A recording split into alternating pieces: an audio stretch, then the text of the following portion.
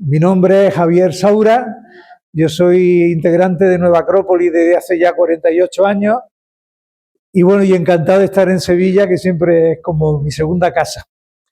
El tema de hoy es el Kybalión, porque es un texto que recoge una serie de enseñanzas que son muy prácticas y que son muy sugerentes.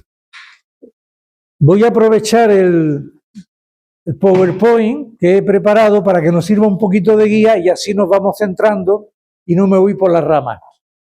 Pero Hermes es el mensajero y cuando hablamos de mensajero es un personaje de ida y vuelta, que no se nos olvide. No solamente trae a los hombres lo que son las enseñanzas de los dioses, sino que también lleva hacia los dioses lo que son los hechos de los hombres. De tal manera que hay una interconexión entre el cielo y la tierra a través de mensajeros. Esa idea del mensajero es lo que nos vamos a encontrar en todas las tradiciones con la idea de lo que llaman la jerarquía, es decir, el sistema piramidal de organización, donde habría todo un sistema que iría desde lo más elevado hacia lo inferior, todo un sistema de canales que irían adaptando las grandes enseñanzas, la grandes energías, para que nos pudieran llegar a nosotros. Es decir, que no va a venir Einstein a darnos matemáticas si todavía, si estamos aprendiendo a sumar y a restar. No tiene sentido, sino que necesitaríamos a alguien que nos fuera enseñando progresivamente. Y Tot es el dios de la sabiduría en Egipto, relacionado con la luna, la luz de la luna. ¿Por qué? Porque en la noche, ¿qué es lo que se ve? La luz de la luna. Y dicen que es en la luna, refleja la luz del sol. Es decir, es el reflejo de la gran sabiduría en medio de la ignorancia que es la noche. Porque cuando no sabemos es como estamos ciegos. Y eso es lo que representa a nivel de simbolismo lo que significa estar ciego.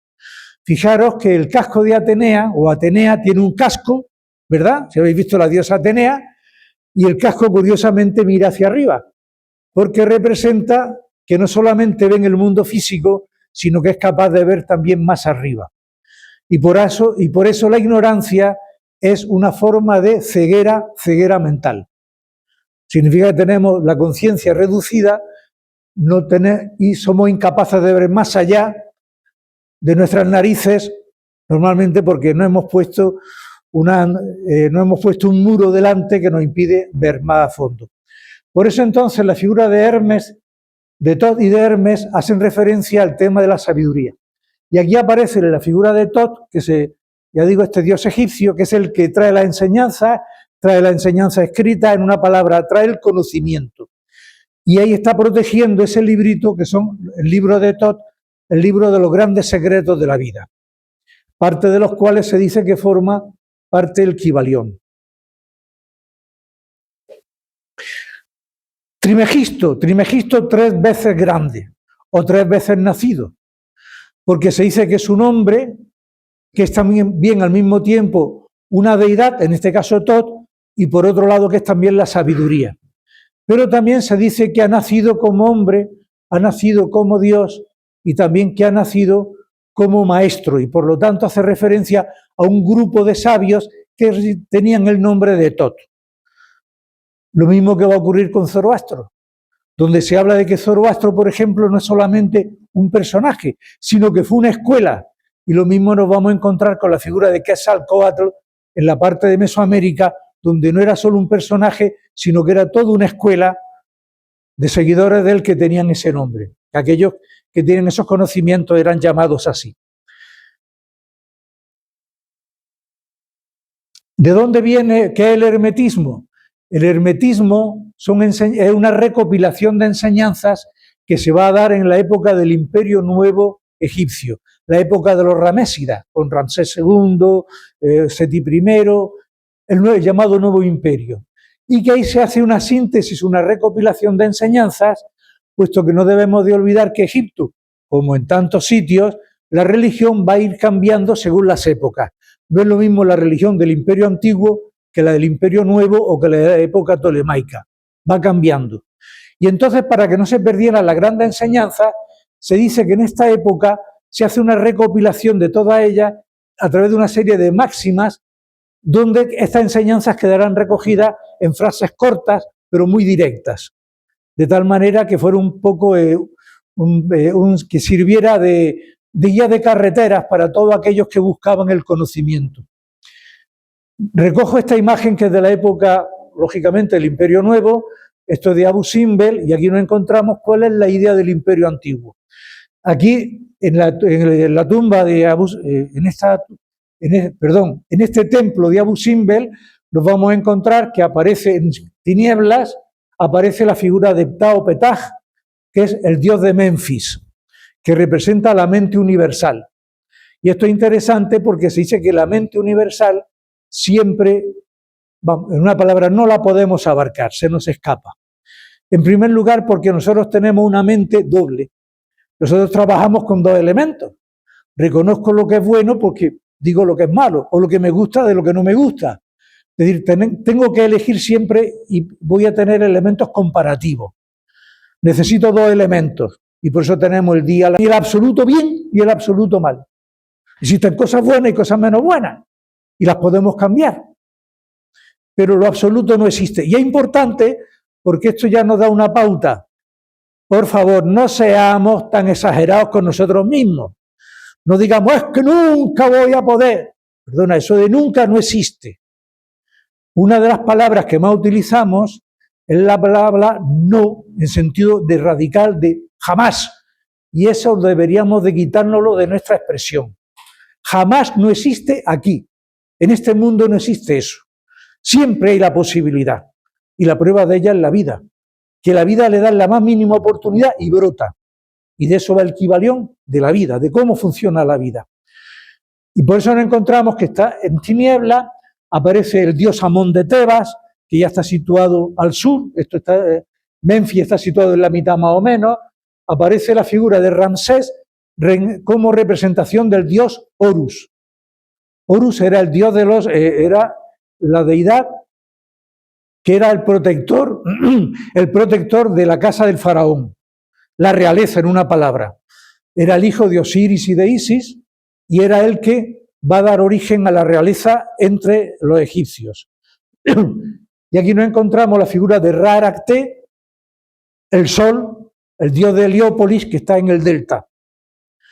Pero en el templo había una quinta figura, que era la figura de Osiris, donde el faraón aparecía como Osiris. Y esta es la síntesis de todo, donde se cogen elementos del norte, del sur, del centro, y se unifica. ¿Por qué? Porque ya había muchas diferencias, se empezaba a ver extrañas diferencias entre ellos, entre las diferentes escuelas que había situadas en Egipto. Y por eso se recogen estas máximas que se van a consagrar dentro de lo que es el mundo egipcio en la época del Imperio Nuevo, y ya digo, van a dar origen justamente a lo que es el Kybalión. ¿Cuál es la finalidad? La finalidad es tener claras enseñanzas que nos sirvan ¿para qué? Para mejorarnos a nosotros como personas y sobre todo para que nos permitan tomar conciencia de que tenemos un alma inmortal. Esa es la finalidad. Así de directo. Porque si yo tomo conciencia de que tengo un alma inmortal, eso me hace tomar conciencia que los demás también lo tienen. Y no solamente las demás personas, sino también todos los seres y todas las criaturas que existen, todo lo que existe. Y esto me lleva a ese primer principio del Kybalión, donde nos damos cuenta de que todos venimos de Dios y que en realidad la vida es un proceso de mejoramiento, de desarrollarnos para poder llegar a acercarnos a ese Dios que no está fuera de nosotros, que está en un principio dentro de nosotros, porque yo no puedo llegar a aquello que no esté en mí. Es decir, hay una parte de Dios que está en mí y es eso lo que yo tengo que llegar. Esto es lo que plantea el Kybalión, pero es lo mismo que plantea toda la filosofía. Porque ¿qué plantea Aristóteles en la Ética Nicómaco? Hay que ser felices, porque el que es verdaderamente feliz es el ser humano completo. Es que claro, a veces cogemos de Aristóteles lo que nos gusta nada más y no cogemos la parte importante, que es la parte espiritual. ¿Y quién es el hombre completo? ¿Quién es la mujer completa? Aquella, como dice Aristóteles, que habiendo alcanzado lo que busca, no necesita nada más, porque ya lo tiene todo. O sea, no hay nada más. Es completo. ¿Y quién es el ser incompleto? Pues aquel que habiendo alcanzado lo que busca se da cuenta de que aún le faltan más cosas. Es decir, estamos hablando de aquel que ha conseguido el hombre completo, la mujer completa, es el hombre y la mujer bueno, según Aristóteles. Es que es bueno. ¿Y qué es eso, ser bueno? Que tiene bondad y tiene honestidad y tiene conciencia de su alma inmortal. Y por eso dicen que es el mejor amigo de todos. Porque la amistad en realidad es una relación entre personas donde tratamos de compartir cosas para alcanzar elementos que no podríamos conseguir solos. Y entonces la verdadera amistad viene dada precisamente por esa bondad. Contra mejores seamos, mejores amigos somos. Y esta es la idea que va a perseguir. Y todo eso es lo que busca la filosofía. Se le llame filosofía hermética, en relación a Hermes, Trimegisto y demás, se le llame filosofía natural, se le llame filosofía atemporal, esotérica, me da exactamente igual. Es lo que persigue la filosofía, porque hablamos de filosofía como búsqueda de la sabiduría. Pero si os dais cuenta, si lo leemos al revés, nos da una clave muy curiosa: saber amar. No es el amor a la sabiduría, sino que también es saber amar, porque tiene que ser un elemento práctico. Hasta tal punto que para Sócrates, ¿qué es lo que era la filosofía? Hacer el bien, así de claro. Nada de pensar, hacer el bien. Porque al final no encontramos que obras son amores y no buenas razones. Lo que importa no es lo que pensamos, lo que importa es lo que hacemos. De ahí que lo que se trata en todo este proceso es cómo puedo yo trabajar con mi mente y con mis emociones para dar lo mejor de mí, lo que los griegos llaman virtudes. Pero es lo mismo. Es aquellas cosas que realmente tienen valor, ponerlas en valor, de sacarlas y mostrarlas. Y eso es lo que persigue. O sea que en realidad el Kybalión lo que persigue es una sociedad de hombres y mujeres buenos, donde no necesitemos puertas, que podamos dormir con la puerta abierta, donde no necesitemos pasar por 30 notarios para firmar, para hacer un contrato, donde baste nuestra palabra. Esas cosas básicas que vamos perdiendo cada vez conforme nos vamos haciendo un poquito más egoístas, y lógicamente no podemos ser tontos en el sentido de caer en un falso buenismo de que, bueno, como confío en la humanidad, lo pongo todo abierto. No, porque al final, desgraciadamente, eso no ayuda y lo que hacemos es que favorecemos el que exista la maldad. Entonces lo que se trata es primero yo tratar de ser lo mejor posible y esto, lógicamente, vivirlo conmigo y con los que me rodean, son los primeros pasos. Los 7 primeros principios, los 7 principios del Kybalión, para que nos acordemos de ellos. El mentalismo. Bueno, siempre está el número 7, ¿verdad? ¿Cuántos días de la semana hay? 7. ¿Cuántos son los colores del arco iris? 7. Las notas musicales, 7. Y nos vamos a encontrar que el 7 y el 7 y el 7, ¿alguien sabe por qué? El 7 y no el 4. Es que desde el punto de vista simbólico el 7 es el número de la creación. Es el número de la creación. Por eso, en la religión exotérica, que es para el pueblo, que es para gente más sencilla, que no se tiene grandes complicaciones, se habla de que Dios crea el mundo y al 7º día descansa. Bueno, esa es la clave facilona.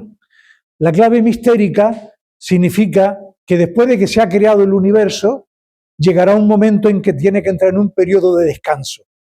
Porque ahora estamos en un periodo de actividad y luego vendrá un periodo de descanso, lo que en la India llama Manvantara, periodo de actividad, y Pralaya, periodo de descanso. Y por eso lo relacionan con el dios Brahma. Y hablan del universo como de la respiración de Brahma, que lo habría escuchado. Pues Brahma cuando expira, crea los mundos, el Manvantara, el mundo entra en acción. Y cuando inspira, todo se reconcentra dentro de él. Sí, todo esto y qué bonito, pero qué práctico. Porque ¿qué ocurre? Que nosotros también somos creadores y también tenemos que aprender de las cosas. Y tenemos que tener esa doble dinámica. Por un lado, tenemos que tener conocimiento y tenemos que tener valor dentro de nosotros y practicarlos y vivirlos y compartirlos. Platón tenía un toquecito también simpático cuando dice, mira, el que tiene conocimiento importante y no lo aplica es como el que tiene un campo y ara, y ara, y ara, y no siembra. O sea, porque ¿dónde vemos las cosas? ¿Dónde podemos constatar lo que somos? ¿Dónde podemos constatar la calidad de la gente, la calidad de nuestros actos? En la acción, en el mundo en que vivimos. Y es de lo que va el Kybalión, de la vida. Y por eso insiste en unos principios que a ver cómo lo aplica a tu vida, porque es importante.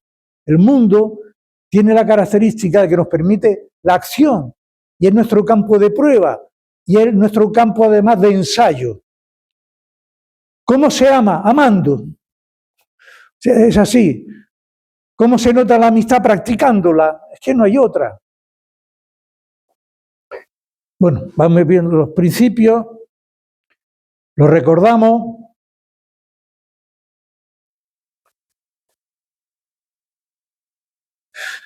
Y ahora vamos a entrar ya directamente en materia.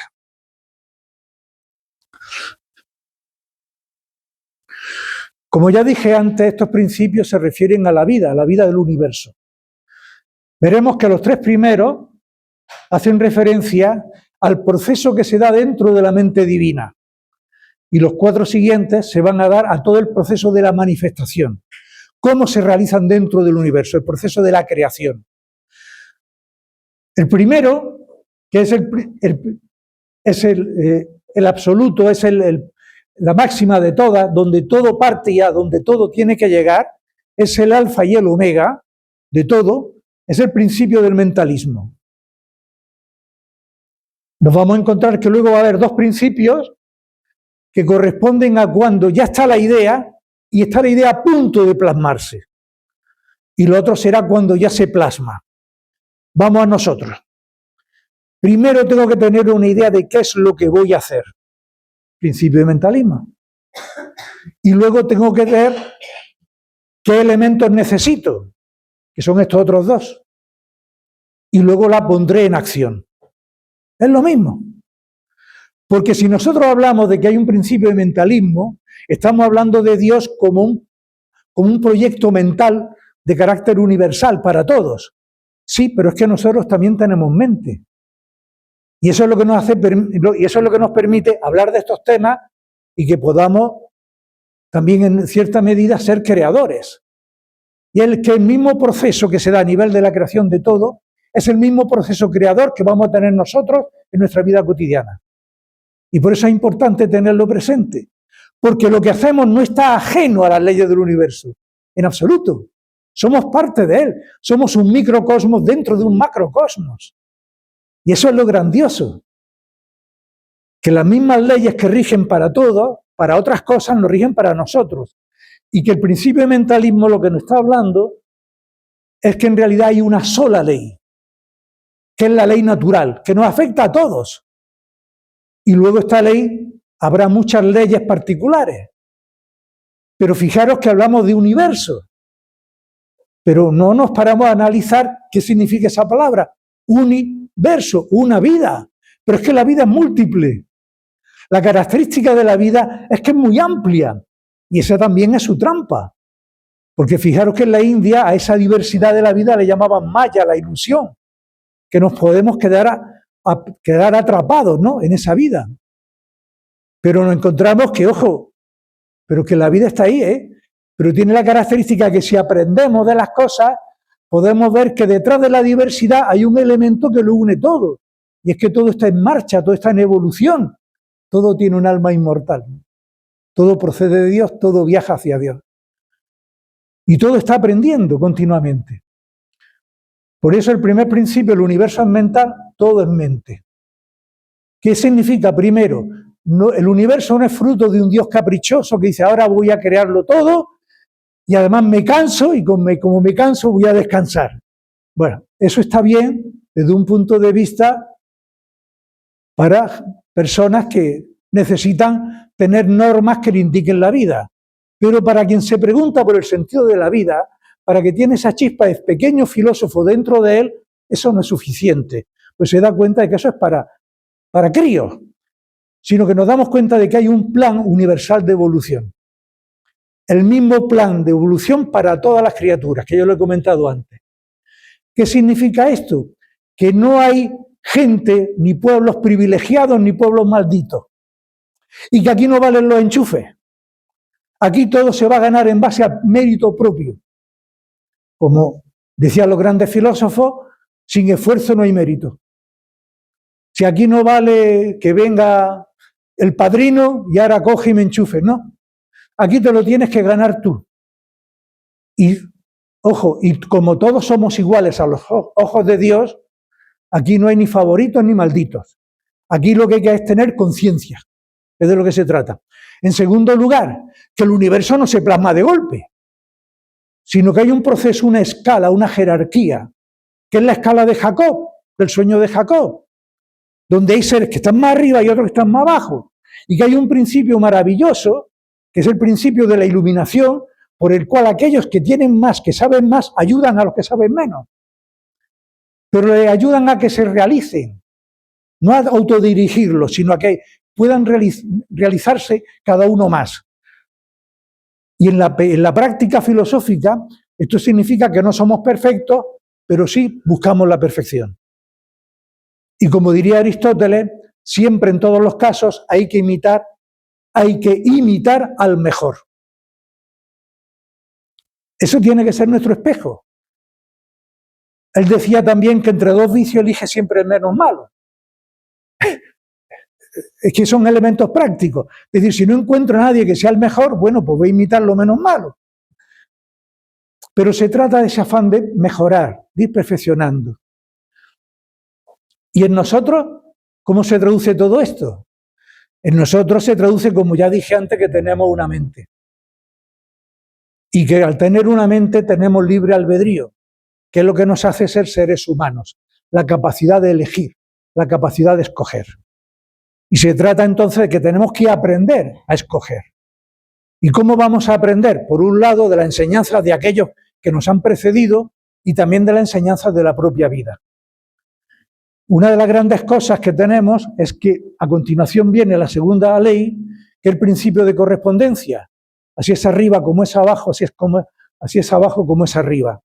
Que es el principio de analogía. Podemos aprender por analogía.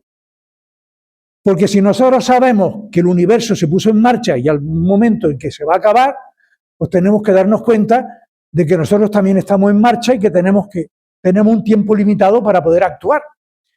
Y de la misma manera nos vamos a encontrar que se habla de que en ese momento, que es el principio de correspondencia, se dice que es cuando de la mente divina se va a poner en marcha, ya está a punto de ponerse en marcha el universo. Y la primera división que existe es espíritu-materia. Por un lado, y por el otro lado, espacio-tiempo. Espacio y movimiento. Desde el momento que hay movimiento hay tiempo. Entonces, ese desdoblamiento que se hace coincidiría con aquello que hablan las religiones del hágase la luz, el fiat lux. Hágase la luz, y la luz fue hecha. En el Corán se dice que Alá dice sea. Es esa palabra, el verbo de poder, el que nos lleva de la potencia al acto, del que yo puedo a lo voy a hacer. Es decir, cuando yo tengo una idea, nosotros, y me tomo la firme decisión que lo voy a hacer. En ese momento ya no estoy trabajando en los planos mentales. En ese momento estoy trabajando en ver cómo me voy a reunir las herramientas necesarias para poderlo plasmar. No es una simple idea, puesto que ahora voy a empezar a buscar los elementos que necesito para saber qué es lo que quiero hacer. Algo tan tonto como voy a cenar. ¿Qué voy a cenar? Cuando tengo claro lo que voy a cenar, tema mental, empiezo a buscar, abrir la nevera y me voy a hacer una tortilla y voy a buscar los huevos y si no los tengo que comprar, empiezo a moverme. Pero todavía no he cascado un huevo, ¿eh? Todavía no me he puesto ni el plato, ni el tenedor, ni me he sentado en la mesa. Por eso viene este segundo principio, que es el principio de analogía. Y este principio de analogía me dice, ojo, que lo mismo que pasa en lo grande pasa en lo pequeño. Y que de la misma manera que los astros influyen en nosotros, nosotros podemos influir en los astros. Y lo que es más importante, de la misma manera que hablamos que hay un Dios y que cada uno de los astros tiene un gran ser dentro de él y que hay seres superiores, nosotros podemos llegar a ser iguales que ellos, no por el tamaño, no por lo físico, sino por el alma. Porque todas las almas proceden de Dios y todas son iguales. Y es eso. Y esa es la grandeza. Cuando nos damos cuenta de que en realidad lo que podemos, el crecimiento que podemos tener no es por el tema de tener más cosas o ser más grandes. No, tener más conciencia. Y al tener más conciencia participamos más con las cosas naturales. Y eso es ser auténtico. Ser auténtico no hacerlo uno lo que le da la gana. Es como diría Aristóteles, ser completo. Haber armonizado lo que pienso, lo que siento, lo que hago, pero armonizado por mis elementos superiores. Eso es ser auténtico. Y por último viene el tema de la vibración. La inacción no existe. La característica principal de la vida es que es dinámica. O sea que aquello de que se pare el mundo, que me quiero bajar, está muy simpático, pero es imposible. Y cuando uno va de pasota, yo paso de esto, yo paso del otro, en realidad es que la vida te está pasando por encima. Porque tú no puedes cambiar las circunstancias a menos que tú te muevas.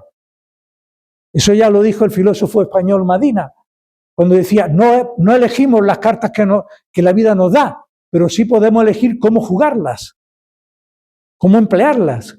Eso es lo que se trata. Mi postura de rebeldía es que yo me tengo que oponer a aquellas cosas de injusticia y tengo que tratar de ser lo mejor posible. Esto no significa que yo tengo que ir con un garrote, no. Esto significa que yo tengo que tratar de no caer en esos errores. Que si no estoy de acuerdo con la corrupción, yo no ser corrupto. Que si no estoy de acuerdo con la mentira, yo no caer en la mentira. Ese tipo de cosas. ¿Por qué? Porque todo es movimiento. Y ese movimiento es el que nos va a llevar a abrir la nevera, a buscar los huevos, poner en la sartén el aceite y cascar los huevos. Eso es lo que nos va a llevar. Y ya estamos en el proceso que entramos directamente en la creación. Por eso he puesto el espejo, porque es que el mundo se desdobla. Es la mente divina como un espejo. Y de hecho es curioso porque hay tratados herméticos y esotéricos que hablan de eso, de que la vida es un espejo. Y es un espejo porque resulta que refleja lo superior, refleja la imagen más elevada. Y en el último he puesto la imagen de esta figura egipcia, que es un halcón en protección, donde está con la ala desplegada. Normalmente se colocan en los dinteles como señal de protección. También nos encontramos el Amón-Ra, que es el disco solar que está con dos alas doradas, que lo ponen encima del dintel, siempre como elemento de protección y de vivificación. Porque no se nos olvide que la magia implica vivificar las cosas, activar las cosas energéticamente. No se trata únicamente de mover las leyes, no, se trata de darle energía, una energía extra a las cosas, para que las cosas lleguen a ser más rápidamente lo que tienen que ser, lo que le corresponde. Esa es la verdadera magia. La magia no es sacarse cartas ni de la manga, ni sacar un conejo de una chistera. No, se trata de conocer las leyes de la naturaleza, entre otros los principios del Kybalión, y trabajar con ellas para acelerar el proceso evolutivo de las cosas. Y la mayor magia de todo es la magia, la alquimia personal, la de mejorarnos a nosotros mismos, la de transmutar nuestro plomo en oro. Y fijaros que tiene este cartucho, que es el símbolo de Shu. Shu es la deidad que hace referencia al ánima mundi, la energía que mueve todas las cosas, el gran chi, que todo lo mueve. Y que dentro de la Tierra se dice que es justamente el aire que hay entre el cielo y la tierra, la atmósfera. Pero es el chi, nos suena lo del chi, ¿verdad? Y fijaros que en el chi se trata de que fluyan las cosas.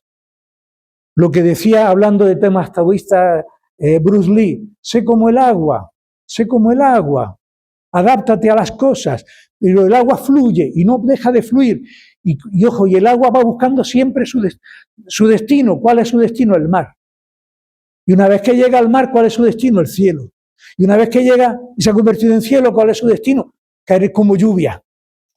Es un ciclo, porque lo vamos a ver que están los ciclos. Pero es buscar el destino. ¿Y nosotros qué buscamos?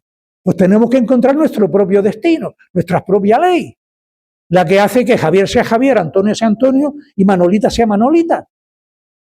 Pero ojo, todos formamos parte de la familia humana y de eso no nos podemos bajar. O sea, a nosotros nos tiene que doler cuando muere un niño de hambre y nos tiene que doler cuando hay una injusticia. Nos tiene que doler porque somos parte de la familia. Y recordar aquel dicho de africano que decían, ¿cuánta gente hace falta para educar a un niño? La tribu, decían, la tribu, toda la tribu. Eso, toda la tribu. Y ese mundo de hombres y mujeres buenos, que es lo que se busca, evidentemente. Porque no vamos a ser tan tontos de no querer buscar lo mejor de lo mejor. Ya que nos dan a elegir, buscamos lo mejor. Porque si nos buscamos algo que no sea a ese nivel, pues nos vamos a quedar ahí. Es como si somos monaguillos y decimos, no, yo lo que quiero es llegar a ser párroco. Pues te quedarás ahí, no sé, de ahí, pero tienes que aspirar a papa, ¿no? Por lo menos para poder subir. Con perdón, ¿no? Es decir, hay que aspirar. Que lleguemos o no lleguemos es otra cuestión, pero por lo menos vamos a intentarlo. Aquí aparecen los tres principios que hemos hablado clarísimamente, sabiendo un poquito de simbología. En Egipto, hasta aquí. Esta es la luz, el sol, que va a ser el sol de vida que va a alumbrar el mundo. Pero aquí tenemos a Atum, el dios increado, el nacido por sí mismo, que sostiene la barca de millones de años, es decir, la barca de la gran duración, más que la eternidad. Una palabra, la barca de ese gran movimiento, de ese Manvantara, ese ciclo de movimiento que pone en marcha todo el universo. Y aquí aparece el Kefer. Kefer significa renacer. Es ese momento donde se va a alumbrar un nuevo sol, un tiempo nuevo, una nueva era, un nuevo ciclo vital. ¿Y quiénes vienen a recoger esa luz para ponerlo en marcha? Osiris e Isis. Y fijaros que aparecen invertidos. Es el espejo. Porque este es el mundo real, aquello que siempre ha sido, es y será, es el Dios en nosotros, y esto va a ser el elemento temporal, el mundo de las apariencias. Y aquí nos encontramos la misma idea, donde aparece Vishnu sobre la serpiente Ananta, que es, en este caso, semejante a la barca de millones de años, así, y está Lakshmi, que le está protegiendo a su esposa, le está protegiendo para que los demonios no le alteren su sueño. Porque aparecen entonces los dos elementos, que diríamos el yin y el yang, lo masculino y lo femenino, como elementos de protección. Y aquí aparece justamente Lakshmi con la misma función que tiene aquí Isis, la magia. La magia de lo femenino, la magia de la fuerza vital. La magia que pone en marcha las cosas, porque le va a dar creación a las cosas.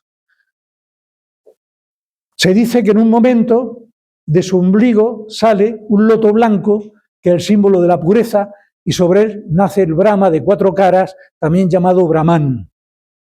Y que será este, que es la mente universal, el que va a dar origen al universo, donde ya aparecerá esa trilogía de dioses de Brahma, Vishnu, Shiva, que son dioses creadores. Lo mismo que Osiris e Isis, ya son dioses creadores de la manifestación. Pero lo reciben de otro lado. Y esto es lo que representa.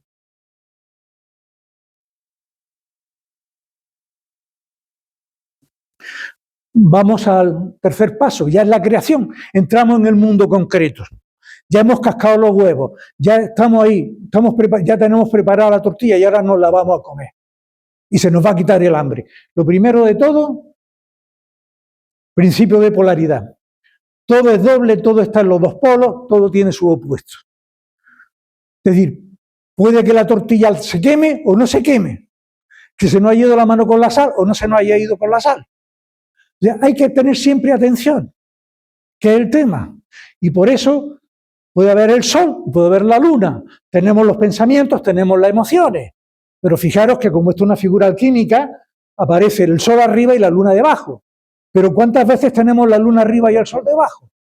¿Cuántas veces tenemos la parte emotiva por encima y debajo el pensamiento? Así. Entonces se trata de que tengamos, ojo, que ya que estamos con los dos polos, que sepamos que todo tiene todo tiene dos caras. ¿Por qué? Porque vivimos en un mundo dual. Vivimos en un mundo dual, queramos o no queramos. Hay frío y hay calor. Tenemos actividad y tenemos descanso. Y dentro de eso entraría también el tema de vida, muerte como reencarnación. Vida, muerte, vida, etc. Pero veremos que el mundo dual que más adelante nos van a decir que además es cíclico. Pues bien, se trata de que si es un elemento de polaridad, la clave nos vamos a encontrar en esta carta, la carta 14 del tarot egipcio, donde aparece la esfinge, y en esa rueda, que es la rueda de la vida, por un lado tenemos a Mau Alada, que es el símbolo de la verdad, de la bondad, y por otro lado tenemos a Set Tifón, que es el símbolo de las pasiones. Tenemos una tendencia natural a lo espiritual, porque ahí hemos hablado de Dios en nosotros, y tenemos otra tendencia natural a lo no espiritual, a la materia, porque somos hijos de la materia. Porque nosotros, sí, seremos hijos de Dios, pero, ojo, es la tierra la que nos da el cuerpo, y nos da elementos. Entonces es normal. Y es normal porque en ese combate, en esa lucha que se da, es donde está el campo de prueba, donde nosotros vamos a tomar conciencia de las cosas. La vida como experiencia, que lo vamos a ver a continuación también con uno de los principios. ¿Qué ocurre? Que intentamos subir, pero fijaros que está arriba la esfinge, que tiene los 4 elementos de tierra, agua, aire y fuego, y representa la sabiduría, y está con y está pinchando no a porque este naturalmente tiende a bajar, pincha a los intentos espirituales que tenemos de ascender. Porque es que la clave está en que no se puede ascender por los extremos de la rueda. Porque ¿cuál es el punto de la rueda donde estamos menos sometidos a ese vaivén, a esa inercia? ¿Cuál es el punto de la rueda? Venga, sin miedo. El centro. El centro. Tenemos que encontrar cada uno su centro. Tenemos que centrarnos. Y por eso hablamos de concentración, con el centro, estar en el centro. ¿Y qué significa eso? Ser consciente de lo que hacemos, saber por qué actuamos. Y que cuando se nos va la olla, pues ser capaces de reaccionar, decir, Javierito, ¿dónde vas? Al centro. Y si no me acuerdo, Javierito que hará luego las leyes del karma, que viene después, y una cosa me llevará a otra hasta que aprenda. Y es eso, que solamente podemos ascender cuando encontremos nuestro centro. Y fijaros que aquí aparece lo mismo que habíamos visto antes, la figura del caduceo de Hermes, que es lo mismo. Porque esto es el axis mundi, esto no cambia, es la ley natural. Pero sin embargo lo otro es la dualidad de la vida, que se va cruzando. Y acordaros que en el caduceo, estas serpientes cuando llegan arriba y se encuentran, se dice que de su aliento surge un huevo de oro y de ahí surge una ave dorada que se eleva hasta el cielo. Que todo lo tenemos en nosotros, esa ave dorada. Platón decía que el alma, hablaba de la teoría del alma prisionera, decía que nuestra alma es como un ave que la tenemos encerrada en una jaula. No hay que enseñarle a volar. ¿Qué es lo que hay que hacer?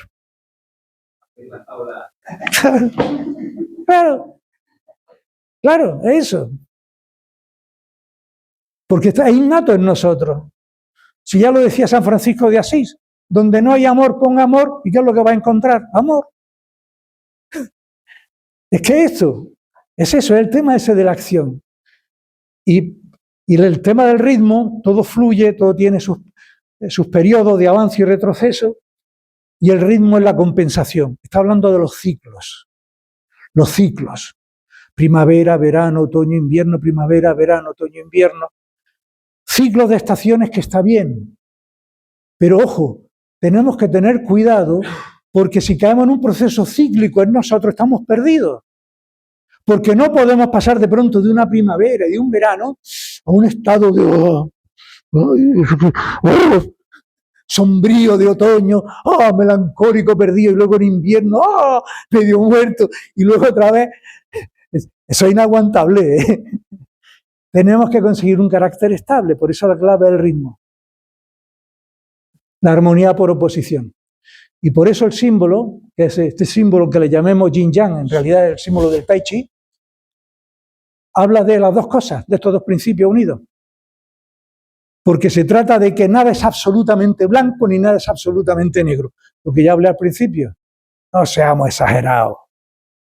¡Es que todo me va mal! Hombre, algunas cosas. Es que tú no vales para nada. Hombre, tampoco, ¿eh? Ya sabéis que eso es bullying, ¿eh? Pero también no lo hacemos nosotros. Y eso es más judío, con perdón. Entonces, todo fluye, nada permanece. Y todo está en movimiento, en un movimiento ascendente. ¿Dónde vamos a aprender de las cosas? Sabiendo que las cosas tienen su contrapeso. Sabiendo que cuando estemos en un momento yang, expansivo, tenemos que prestar atención. ¿Por qué? Porque podemos ser víctimas de nuestro propio éxito, que es el punto negro, nos puede hacer caer. Y que cuando estamos en ese momento de máxima depre, bueno, de máxima depre, no de depre, porque si estamos de máxima mala cosa, que sepamos que hay un punto blanco, un punto de esperanza. Pero es muy importante saber que tenemos que pagar un precio. Y esto se nos olvida. Porque aquí queremos que todo sea gratis y rapidito y sin esfuerzo. Y la vida no es así. En Egipto hay una diosa, la diosa de la justicia, que es la diosa Sekhmet, que es una diosa leona. Es una leona. Y entonces, esta deidad, recurrían a ella en los momentos más desesperados. Cuando uno estaba ya a punto de caer en la depre total, era cuando ya iba uno y se presentaba ante Sekhmet y le pedía ayuda. Y dicen que Sekhmet te solía ayudar, pero claro, te iba a sacar del pozo donde uno está, pero es una leona. No te iba a sacar echándote una cuerdecita o una escalerita para que tú subas. Metía su mano, su garra de león, te cogía el corazón y te sacaba tu corazón sangrante. Es decir, hay precios que tenemos que pagar. Es que esto es así. Es decir, que nos va a costar un esfuerzo. ¿Por qué? Porque estamos acostumbrados. Tenemos hábitos a los cuales los consideramos cosas nuestras. Es que yo soy así. Que me gusta, pero es otra cosa. Y es de lo que se trata. Entonces es un esfuerzo. Porque al principio cuesta sangre, sudor y lágrimas, ¿no? Lo que dijo Churchill. Digo, para vencer aquí a los nazis nos va a costar sangre, sudor y lágrimas. Y es que es así. Porque aquí dice, oye, Hitler, que te retire. Sí, sí, me va a retirar. Mismo que a Putin. Putin, retírate. ¿Qué me voy a retirar, hombre? Aquí no se retira nadie. Entonces, se trata de que sepamos que cuesta un esfuerzo. Un autoesfuerzo, que es el de abandonar cosas que debemos abandonar para poder tener un espacio-tiempo en nuestra conciencia de vivir otras cosas. Porque si nuestra casa está tan llena de trastos, nuestra casa mental, que no entra nada más, lo primero que tenemos que empezar es revisar qué cosas ya están caducas, que no nos sirven. Como esa mecedora de la abuela, que la tenemos ahí porque es la de la abuela, pero está llena de polilla o de carcoma y, y no la podemos usar, pero claro, era de la abuela. Pues mire usted, si o la arreglamos o la tiramos, pero le tenemos que dar una solución. Y es lo que se refiere a todo esto. ¿Y cuál es la clave? La clave es la unidad, y la unidad es el círculo. Y esa unidad es la mente divina. Esa es la unidad. Es lo mismo que en la moneda. ¿Qué es lo que le da la unidad a la moneda? La moneda en sí, que tiene dos caras. Y eso es la mente divina. Todo está en Dios y Dios está en todo. No es solamente eso que Dios esté en todas las cosas, sino que todas las cosas también están en Él. ¿Es un panteísmo? Pues sí, puro y duro. Causa y efecto. Toda causa tiene su efecto tiene su causa. El azar no es más que el nombre dado a una ley que no conocemos. Es el karma. Ley de acción, reacción. Causa, efecto. Lo que siembra, recoge. ¿Cuál es la grandiosidad de la ley del karma? Primero, entender de que no hay nada fijo, que todo lo podemos mover con nuestra voluntad, si nos lo proponemos, actuando inteligentemente. Y otra característica es que si realmente ponemos en marcha esa voluntad con amor y con inteligencia, podemos modificar el karma y nos convertimos en arquitectos de nuestro propio destino. Eso hay que tenerlo claro. Porque aquellas cosas que vamos logrando y que vamos conquistando no hay fuerza en el universo que nos la pueda quitar, porque son nuestras. La hemos conquistado. Y lo que hemos conquistado no hay fuerza, ya digo, no hay potencia en el universo que nos lo quite, porque eso forma parte de la ley. Porque la ley habla de la evolución a través del esfuerzo, a través del mérito.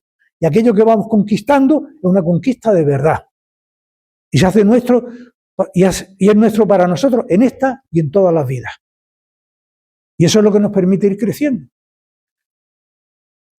Entonces, ¿qué ocurre? Que al azar es cuando somos ignorantes.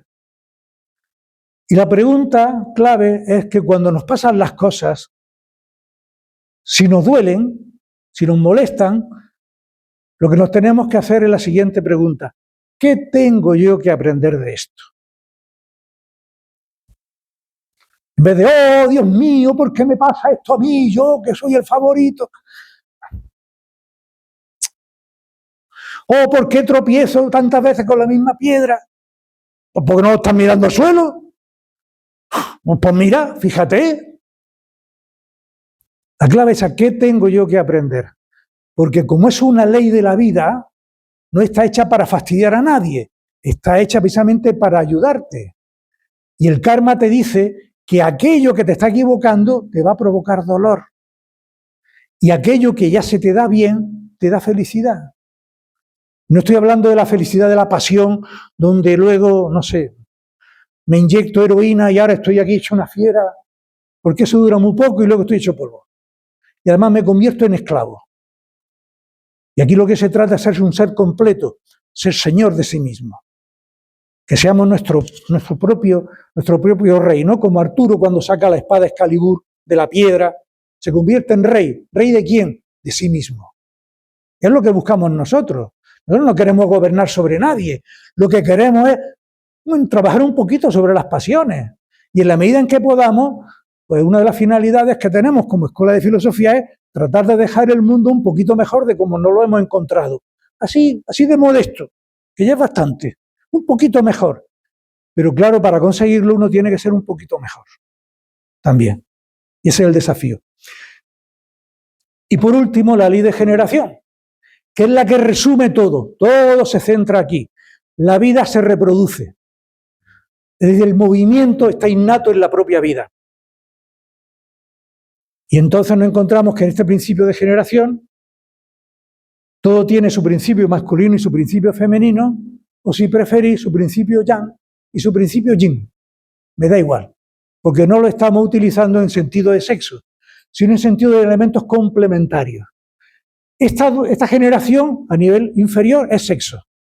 Pero ojo, hay otras generaciones. ¿O es que acaso nuestras ideas no son hijos nuestros? ¿Es que acaso nuestras emociones no son hijos nuestros? Y eso hay que cuidarlo. Hay que ser responsable de eso. Entonces tenemos que tener en cuenta de que todo en la vida se autocrea, se regenera. Para mí una de las grandes maravillas de la vida es cuando veo que a lo mejor en una carretera, en un rinconcito, sale una planta. Y pasan coches a su lado y está la plantita ahí. En cuanto que le dan la más mínima oportunidad, la vida se desarrolla. Y es este milagro. En esta figura nos encontramos a Isis amamantando a Horus, y de ahí vienen todas las figuras de las dioses madre que vamos a conocer por lo menos en Occidente, vienen de ahí. Pero aquí en este caso Horus es el universo. Es la magia, la fuerza de la magia, que es quien alimenta la vida. Pero también nos encontramos que puede ser el ser humano alimentando, que es alimentado también por la magia. Y pensemos que en la vida, y esto vamos a aprenderlo de estos misterios femeninos, que lo femenino es súper poderoso. ¿Por qué? Porque cuando recibe las cosas, ella es la que pone en marcha las cosas. Él no solamente genera la vida, sino que la alimenta. Es decir, tiene ese elemento creador y nutricio a la vez. Y nosotros deberíamos de tomar esa responsabilidad de cuando ponemos cosas en marcha, ser también como las buenas madres, que no solamente tenemos la gran idea, sino que seamos capaces de parirlo y al mismo tiempo mantenerlo, alimentarlo, y por lo tanto buscar que nuestras obras sean lo mejor. Todo en el universo se resume en todo esto, porque esta es la esencia de la vida, la generación. Esa es la clave de todo. Y para finalizar, algunas frases extraídas del Kybalión que me parecieron interesantes. La primera hace referencia al tema de la polaridad. ¿Cómo voy a conseguir yo dominar las polaridades negativas? Cambiando el foco, cambiando la polaridad. Es decir, en vez de estar alimentando lo inferior, alimentar a lo superior, alimentar lo espiritual. La ley contra las leyes, la ley natural, la ley divina del Dios que hay en mí, de lo que yo entiendo de que estamos todos unidos, utilizarlo para combatir la otra. Se trata de cambiar el esfuerzo. En vez de prestarle tanto tiempo a lo que nos molesta, prestarle más energía, hacer ese esfuerzo de voluntad de prestarle más energía a aquello que nos enriquece como personas. Porque nos tiene que enriquecer a nosotros y a los demás, si no, esto no vale. Por eso aquí insistimos cuando hablamos de ética o de moral, que es la misma cosa, costumbre, la costumbre humana, decimos que es el arte de buscar lo mejor en uno mismo y compartirlo. Y compartirlo. Hasta tal punto que tiene que ser más importante el bien común que el bien privado. Porque esto es así. Habrá cosas que nos perjudiquen a nosotros, pero que beneficien a los demás, y tiene que ser que beneficien al todo. Porque somos parte de la familia humana. El segundo es el tema de la maestría. Maestría es ser maestro en lo que haces. Hacer las cosas bien, con conciencia, con eficacia. El fundador de Nueva Acrópolis, el profesor Libraga, tiene una frase muy simpática donde dice que todo acto realizado con buena voluntad y eficacia es un acto místico.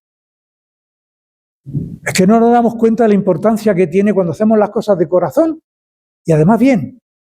Eso es mística. Eso es como cuando se prepara una comida o una fiesta con todo el cariño y sale bien. Y es la diferencia que hay entre comer en casa y comer en un restaurante. Que por mucho que bueno que sea el restaurante y por muy pijicas que sea, nunca va a tener las cosas hechas con amor.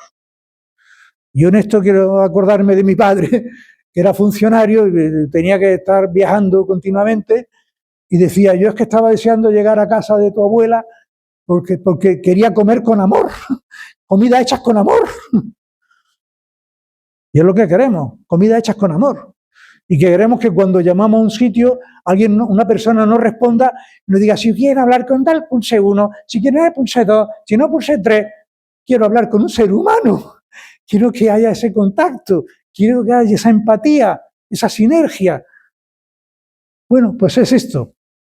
La maestría consiste no en sueños anormales, sino en el sabio empleo de las fuerzas superiores contra las inferiores, vibrando en los planos más elevados. En una palabra, tener estados elevados de conciencia. Pequeño consejo, cuando yo me note que estoy hundido, cuando yo me note que estoy un poco, que no soy el que quisiera ser, verme a mí mismo, meter la mano como segmes, cogerme de los pelos y sacarme para arriba. Y al que no tenga pelo, pues lo coge de la chaqueta o de la camisa y lo tira para arriba.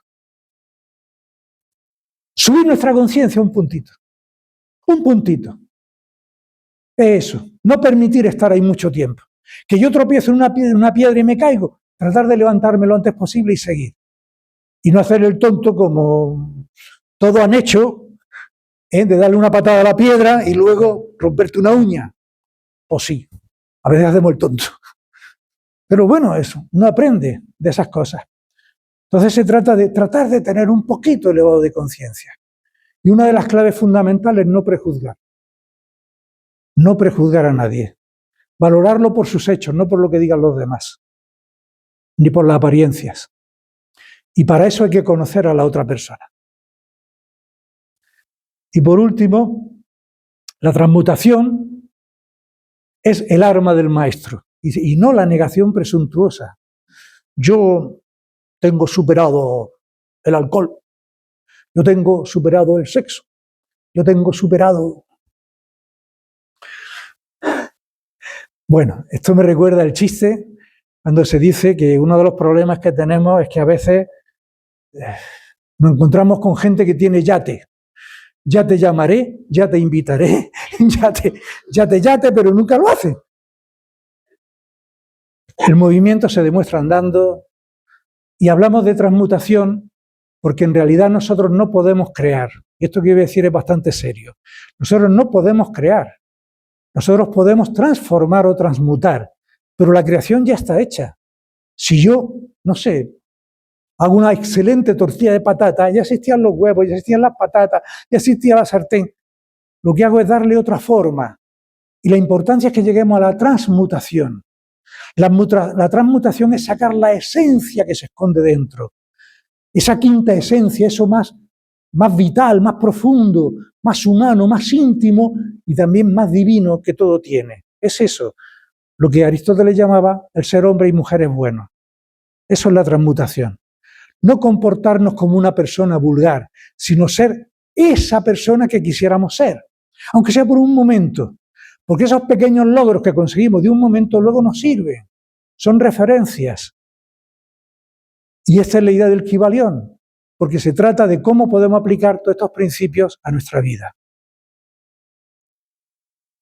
Como diría Lao Tse, todo camino comienza por un paso que es el que más cuesta dar. Pero una vez que lo has dado ya es más fácil caminar. Nos volvemos al principio, todo es mente, no solamente piénsalo, sino atrévete y practícalo y verás cómo la vida cambia. Y si tenéis alguna pregunta, pues con muchísimo cariño. Hasta aquí la conferencia.